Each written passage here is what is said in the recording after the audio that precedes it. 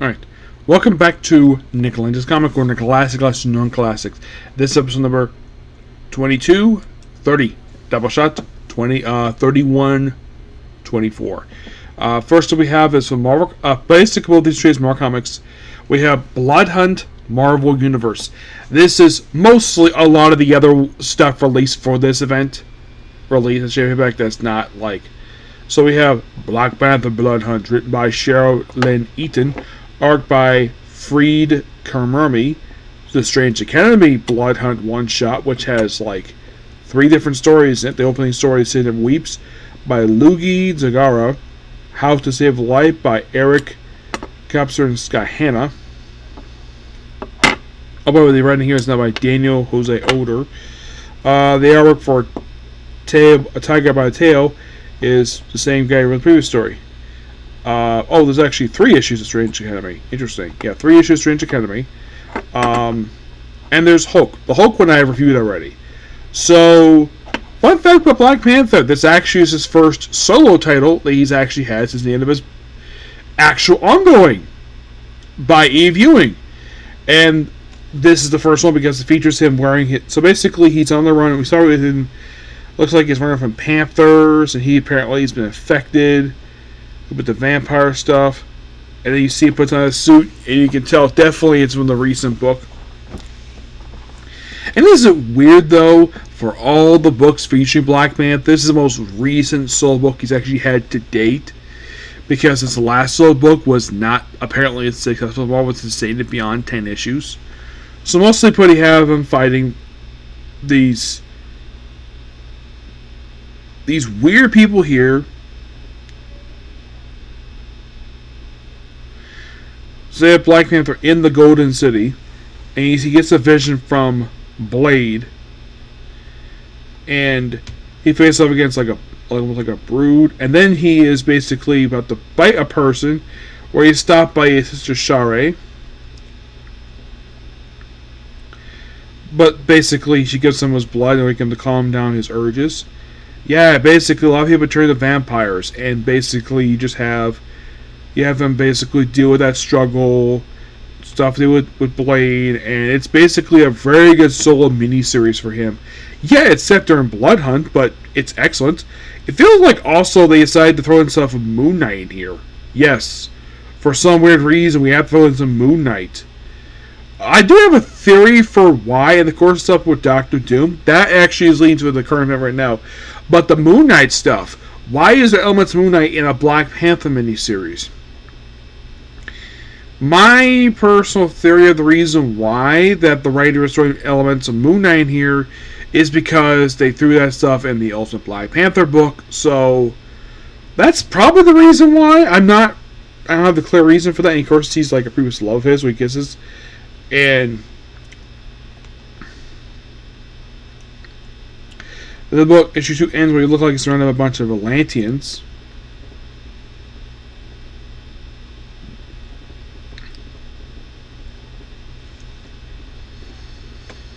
Ends up finding, of course, he's a woman who is not Storm. Nope, not Storm. And fights out these various creatures here. It's a really good miniseries. Moving on to Strange Academy. Yes, this is basically... I think this was their first book since their... Actually, they did have a series of one-shots that came out just prior to this. Yes, they have one-shots released after their mini-series came out.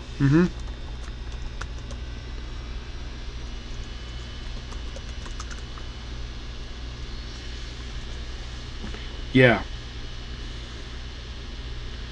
Because initially put basically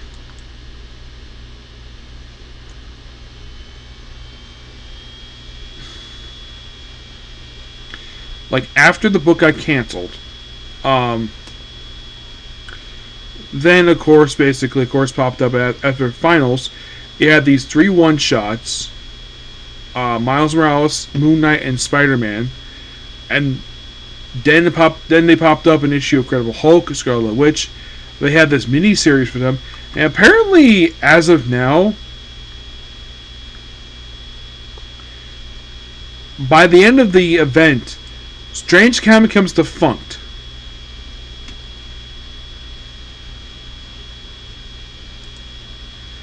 As for the reason for why it became defunct, because Doctor Strange, because Doctor Doom was the Source Supreme, so he closed the Academy.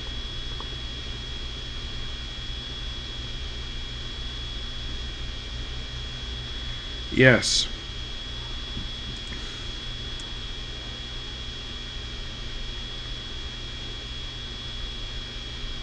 But is Doom Academy going to be an ongoing series? No, it's limited. Now you might be curious though. Is there probably plans to bring back Strange Academy as an ongoing? I've not heard anything per se, but it's almost like once the book ended, it's like Marvel just didn't know what to do with this book. It's like we have this finals miniseries, which lasts just about 5 issues, I think it was. It lasted for 6 issues. Yes, 6.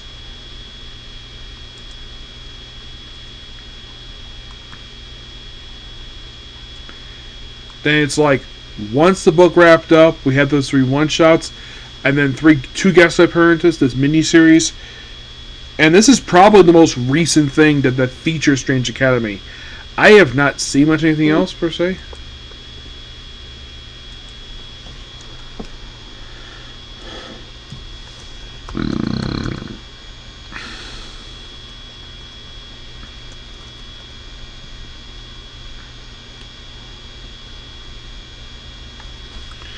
I'm sure there's still like one more thing, because I've already reviewed the Death Doctor Strange one shot that features Strange Academy, but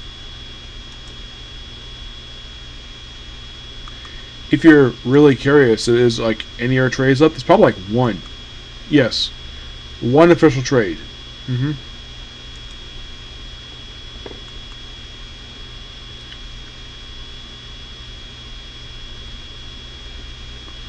Yeah. And who actually wrote the 3 one-shots? No, not finals.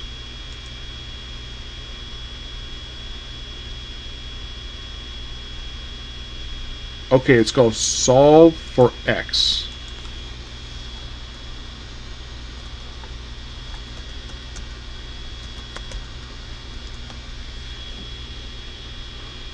Yeah. As for the reason why they say these one-shots, I don't know. I guess they continue for a while. But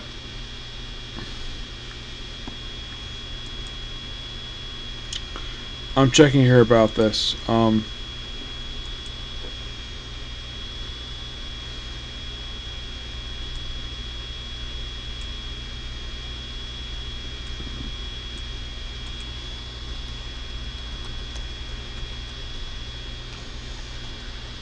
If there's like any more trade paperbacks aside from this one here.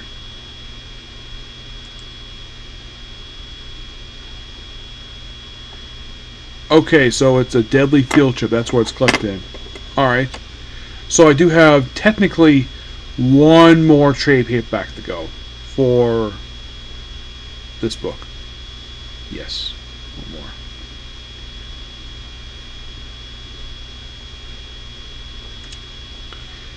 Yeah, there's also one called... It's weird there's 2 trades called First Class.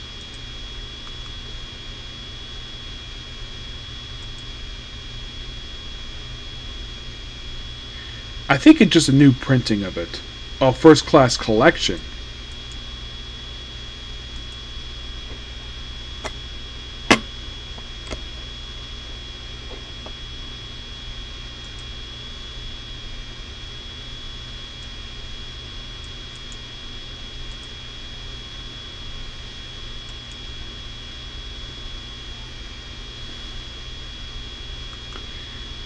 From what I can tell anyways, the other Strange Collection book, I think it's just a new printing of the first trade paperback.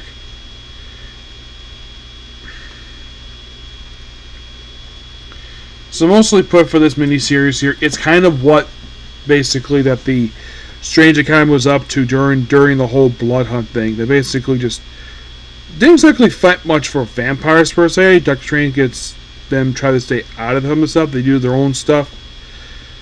It's like one who gets affected by a vampire. Okay, so some might ask per se when it comes to this miniseries, was there anybody who died in this miniseries? In the case of the first issue, no. They debuted one new character named Pia. Yeah, she debuted in this miniseries and hasn't been seen since then. There's also Tito Peeping, who is basically like a ghost. But is there any actual deaths? Well, the second story in the book is about the Darkhold. Third story is basically over to Pia. Second issue. More than basically mostly with the Darkhold stuff. And the final issue of the book, surprisingly, there's no death this miniseries. But of course, this will be the penultimate appearance of the group before they popped up also in Blood number 5, where the group, the school was closed down. Yeah, that's kind of what the miniseries is. But in honestly, all that's left to review for Strange Academy is the Strange Academy one-shots. Miles Morales, Moon Knight, Amazing Experiment, which is collected in Deadly Field Trip. Yep, that's the only thing left to review for this book, because pretty much everything else is done. Yeah.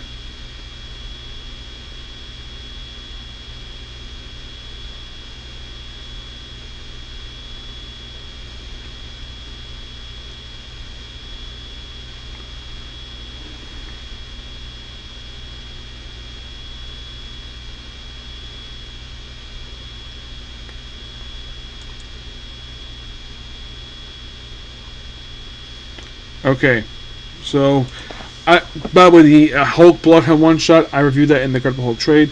So I give this book roughly a 9 out of 10. Next up we have is a book that the book itself feels like a I've heard one person describe this miniseries. It was a leftover story. It's like this feels like another Krakoa era X-Men story. Kind of, yes. It's written by Steve Fox. It's basically a contest where Apocalypse chooses these various contestants who could succeed him as New Apocalypse. There is, of course, Genocide, his actual blood son, appears in this book. And here's the contestants: Armageddon Girl, formerly Nature Girl.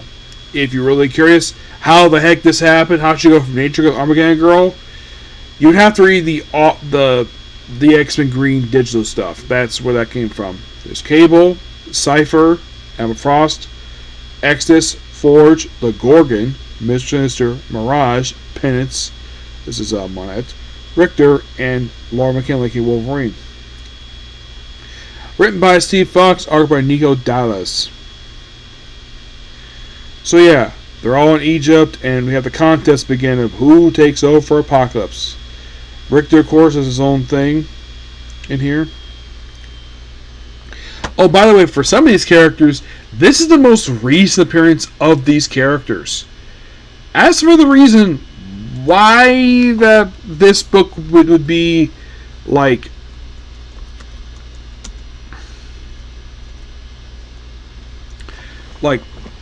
because after this miniseries wraps up, a lot of these characters don't appear again. Let's take, for example, Armageddon Girl, for example. A woman who altered her hair because of nature stuff.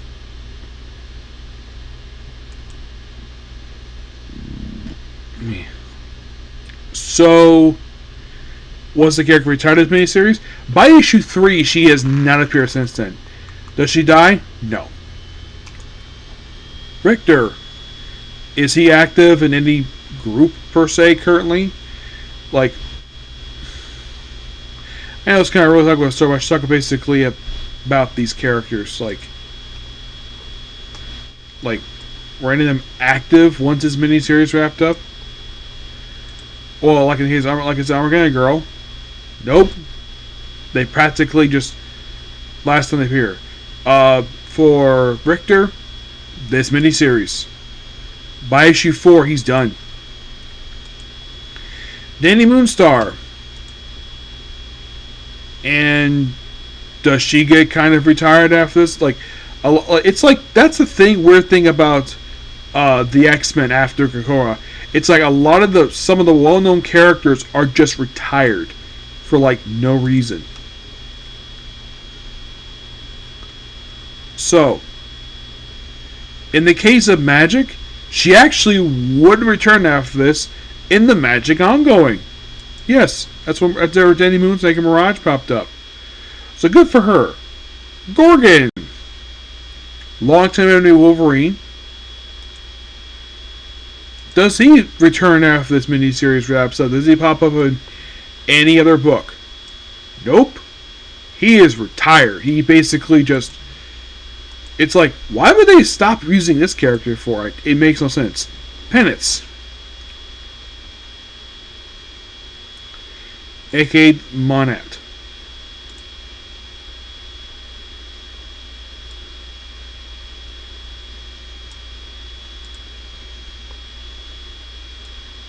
If you're really curious, this is quite funny. So, after this, before this miniseries, she was featured in the opening issue of the most recent volume for Scarlet Witch, and then she appears in this miniseries. After that, she pops up in 2 issues of Uncanny X-Men.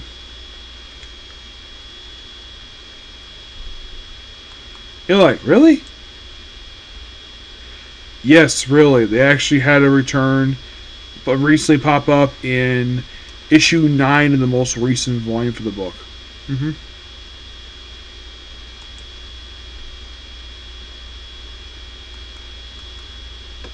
Yeah, also, she's dating Quicksilver. You're probably thinking, when the heck this happened? Well, this was discovered in the opening issue of Scarlet Witch. Yeah, this was kind of funny. So, like, I think it was Darcy Lewis who's looking at Quicksilver. Is like, is that Monette? He's like, yeah, she's way out of your league. And I'm like, Pietro, you lucky dog, you to get that beautiful in your bed. Mr. Sinister. Well, Cable's still currently appears because he has a miniseries out right now. I think it's Chrome and Metal, but at least he is still being featured. How about Mr. Sinister? Is he featured in any titles right now? Yes, he has featured in the Exceptional X-Men. He was also appeared in the Sabretooth Dead Don't Talk. Okay, how about Exodus? Does he do anything after this miniseries? Does he pop any books? No. He would basically not appear again after this. So this book was the most recent appearance for him. Forge. Forge is, I believe, he recently joined X-Force. Yes. That was, to my knowledge, the most recent thing he's been involved with. Was X-Force. Yeah, at least he was featured in X-Force.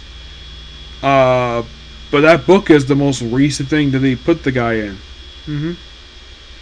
And the book was released pretty much at the end of the whole... At this round, they basically appeared in X-Force. At least so active. Emma Frost.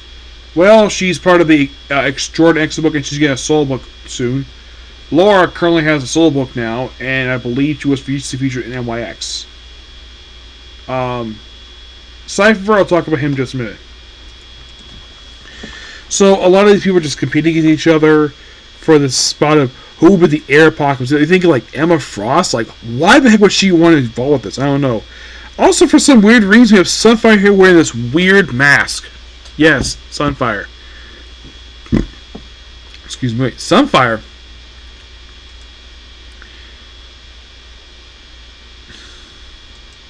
Now, this is interesting when it comes to him. Like, is this book here the most recent time he appeared? No. He appeared in the opening issue of this book, And then he appeared in Doom's Division. Yes. So, he's still active right now.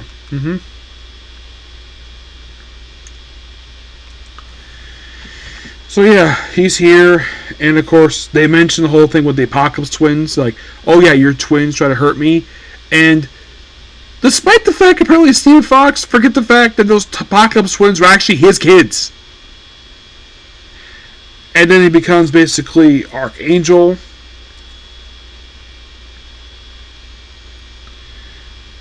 Yeah. So it's like, have a contest, fight much, and I'll choose you. And then here's frickin' genocide. Apocalypse's own son. Yeah, his appearance in this book was just like, this is something of the fact that genocide returned to this book. Yes, he returned.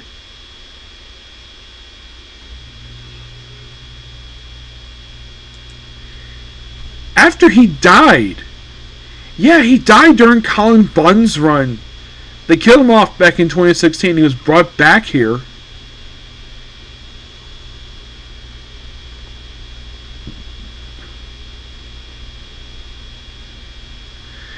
And then he's killed off for the next issue. Like, why would you bring the guy back just to kill him off? And he's killed by having a building drop on him. Yes. That is how they kill off this character. So then we have an arc parallel that's basically Apocalypse's home, where basically have Angel fighting him, and you're probably thinking, who in the world is chosen as the heir to Apocalypse? It's one you would not expect.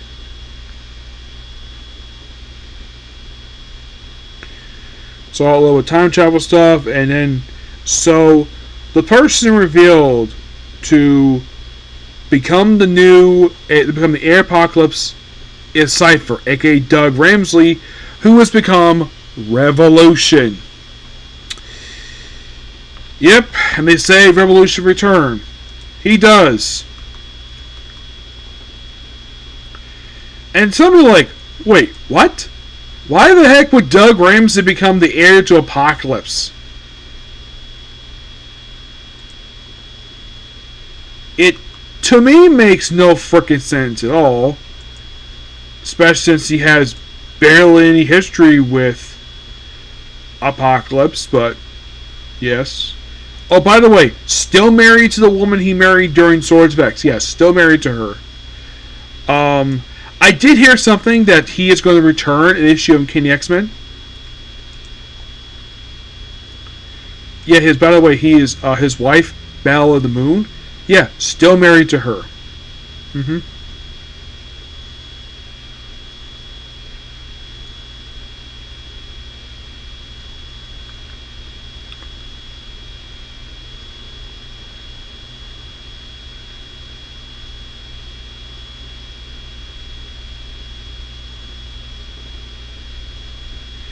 Yeah, and I did hear something from solicits. They're going to bring the guy back in an upcoming issue of Uncanny X-Men.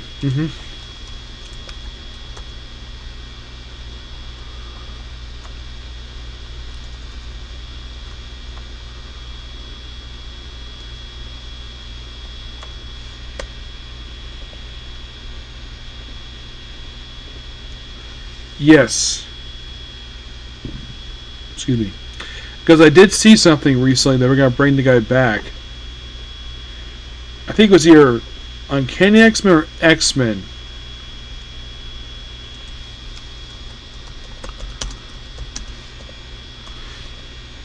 That they're bringing him back.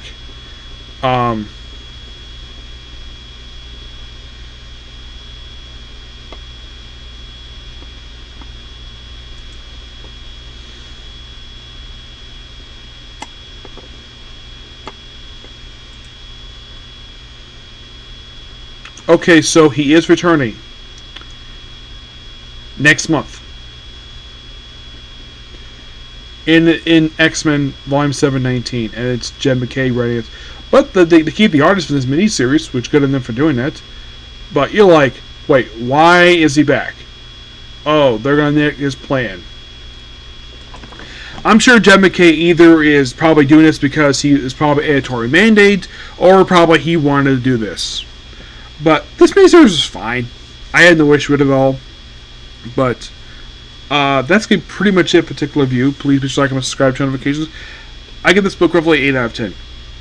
What time do you like comic corner? But I've been doing it for 25 minutes, so I'm going to go ahead and do my next anime, which is going to be I left my Eric Venture Party to do my former students to explore Junkie Deaths. Okay? See you soon. Bye.